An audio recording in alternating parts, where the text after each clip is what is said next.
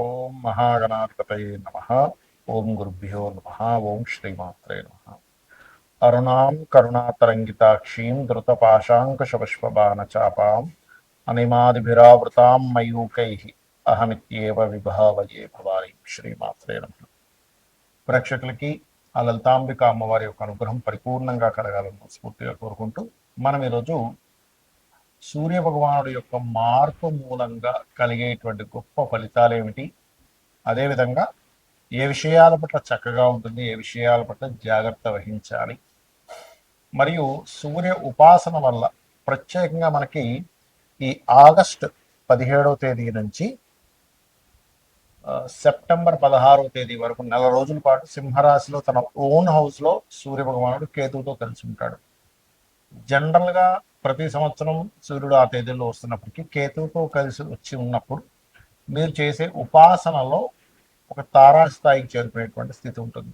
కాబట్టి మీరు ఈ నెల రోజుల పాటు ఏం చేయాలనేది కూడా నేను మీకు ఎండింగ్లో చెప్తాను. ఎందుకంటే సూర్య భగవానుడి కీర్తికి, ప్రమోషన్స్కి, సంతానానికి, ఆరోగ్యానికి, వీటన్నిటికీ కారకుడు. కాబట్టి ఈ ఉపాసన వల్ల మీ అందరికీ కూడా బాగుంటుంది.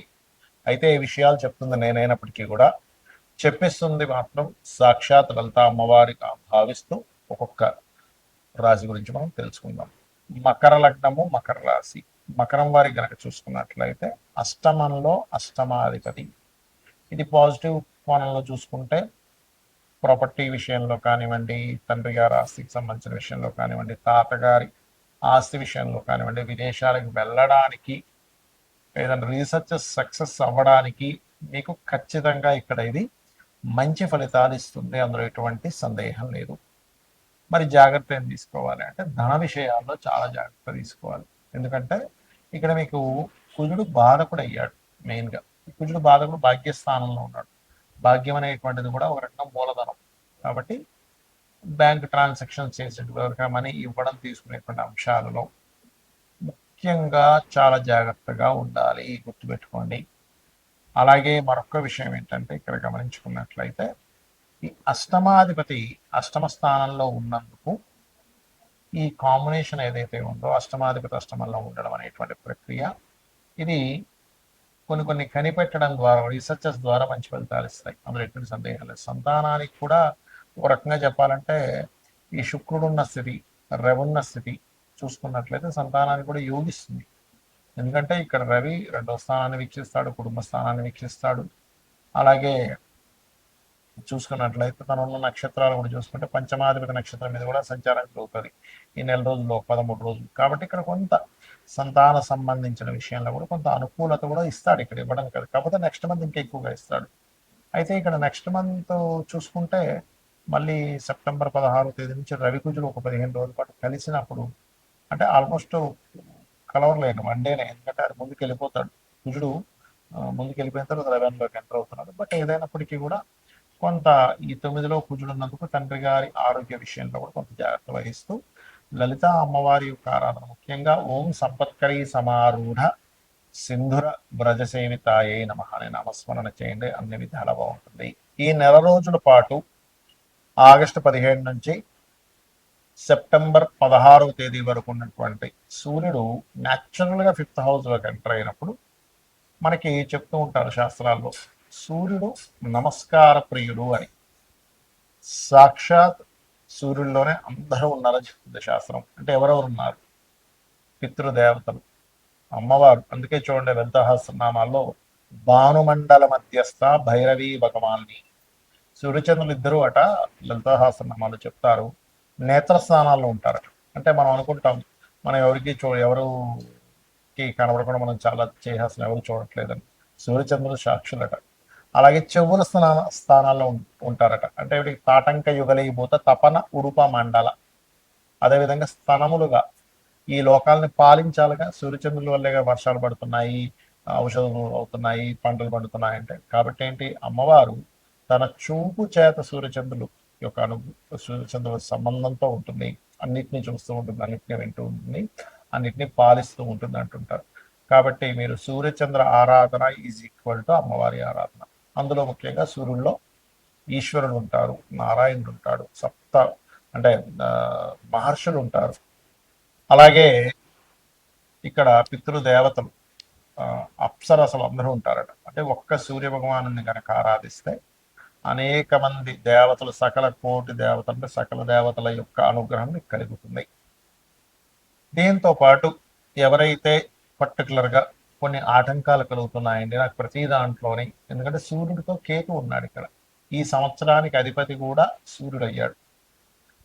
రాజ్యాధిపతి ఇలా అంటుంటారు కదా, రాజ్యాధిపతి సూర్యుడైనందుకు మెడికల్ రిలేటెడ్ పరంగా, అదేవిధంగా దేశానికి పేరు వచ్చేటువంటి విషయంలో, దేశ రాజకీయ వీటిల్లో కూడా కొంతమందికి మార్పులు చేర్పులు, ఎందుకంటే రవి అక్కడికి వచ్చి కేతు వచ్చాడు, అందుకని కొంత రాజకీయ పరంగా కొంతమంది మార్పులు. ఎందుకు ఇదంటే ఇది గోచార ఫలితాలు చూపిస్తున్నాయి ఇక్కడ. అదొకటి. కుజుడు ఇంతకాలము మీకు సూర్యుడు ఉండే రాశిలోనే ఉంటూ ఇప్పుడు కుజుడు ధనస్సులోకి, మనకి కన్యా రాశిలోకి వచ్చేసాడు. ఆ వచ్చేసి ధనస్సుని మీనాన్ని కూడా వీక్షిస్తున్నాడు ఆయన సప్తమ దృష్టితో, 4వ దృష్టితో. కాబట్టి ఇక్కడ ఏమవుతుంది అంటే క్లియర్గా ఇది భూముల యొక్క విలువలు పెరుగుతాయి, భూముల వల్ల కొంత వివాదాలు కూడా ఏర్పడతాయి, అలాగే కొంత ఈ భూకంపాలు కూడా రావడానికి ఎక్కువ స్కోప్ ఉంటుంది. కుజుడు ఎప్పుడైతే కన్యారాశిలోకి మనకి ఆల్మోస్ట్ జూలై ఎండింగ్ నుంచి స్టార్ట్ అవుతుంటుంది. కాకపోతే ఆగస్టు 17 నుంచి మనం ఈ చెప్పుకుంటున్నాం కాబట్టి ఆగస్టు 17 నుంచి వచ్చే ఫలితాలు కాబట్టి సూర్యుడికి సంబంధించినవి అవి. అయితే ఈ భూముల రేట్లు పెరగడం, ఈ రవి ఓన్ హౌస్లోకి వచ్చినందుకు దేశకాల మాన పరిస్థితుల్లో ఒక ఆరోగ్యానికి ఒక పెద్దపీట వేయడం, అలాగే ఇందాక నేను చెప్పినట్టుగా ఈ రాజకీయ మార్పులు కానివ్వండి, పేరు ప్రఖ్యాతలు రావడం కానివ్వండి, వీటన్నిటితో పాటు ప్రత్యేకంగా ఈ గురువు కూడా ఎగ్జాల్ట్ అవుతున్నాడు. అంటే రవికి అటు గురువు ఇటు కుజుడు వస్తున్నాడు గోచారం.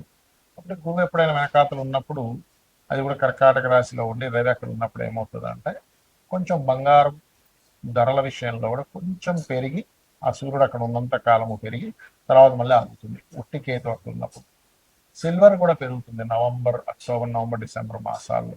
మళ్ళీ నెక్స్ట్ ఇయర్ మే నుంచి ఇంకా బాగా పెరుగుతుంది సిల్వర్ రేట్ కూడా.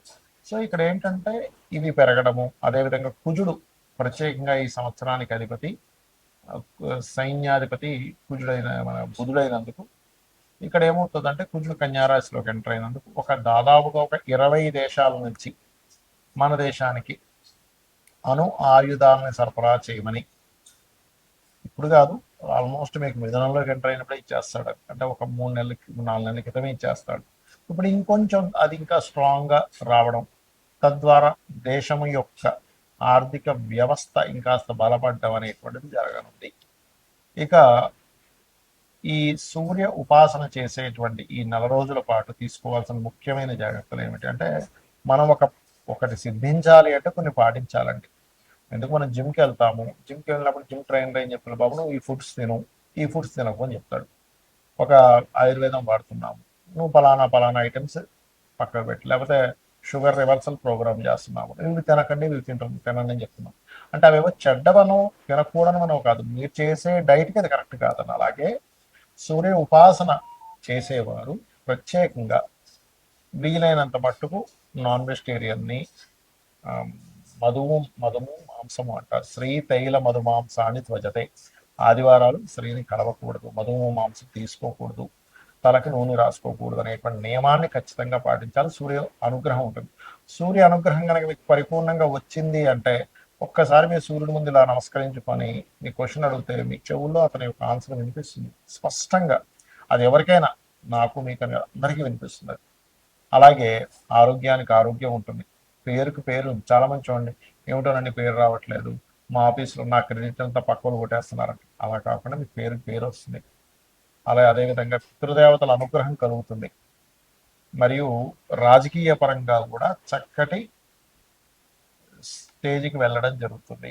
కాబట్టి చేయండి, అమ్మవారి అనుగ్రహాన్ని పరిపూర్ణంగా పొందుతారని మనస్ఫూర్తిగా కోరుకుంటూ శ్రీమాత్రే నమః.